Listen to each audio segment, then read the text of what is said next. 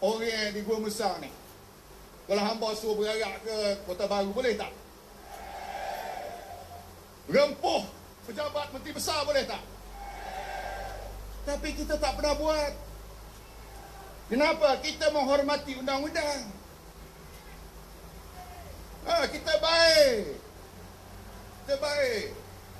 Orang Gua Musang baik.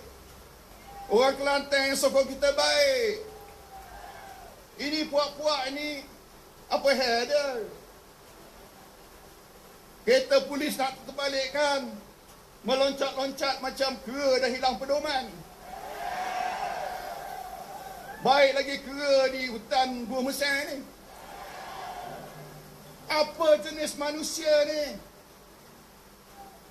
Kita tak pernah ganggu, walaupun satu ketika dulu kerajaan Kelantan ini hidup atas satu majoriti, satu kursi saja.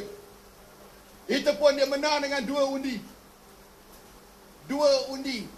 Kita tak pernah ganggu. Betul tak? Tak pernah. 22 tahun PAS di Kelantan, tak pernah kita ganggu. Tapi kali ini, saya minta orang Kelantan, kita berjuang habis-habisan. Boleh tidak? Boleh tidak? Boleh tidak? Daripada semangat perhimpunan ini, kita akan bangkit. Baju merah, baju biru, semua dalam satu barisan. Kita gempur bila sampai masanya. Boleh? Bulan depan boleh? 2 bulan lagi boleh? 3 bulan lagi boleh? Tahun depan boleh? Oh, boleh, semangat. InsyaAllah, beri peluang pada barisan, kita akan buat perubahan yang besar. Masalah air, no problem. Boleh selesai. Boleh. Apa lagi? Banyak lagi. Tak payah. Highway. Minat highway ni. Orang Gua Musang ni standardnya tinggi. Dual carriage highway. Oh, hebat. Tapi cuba teratas barisan. Kita akan melakukan perubahan yang besar pada Kelantan.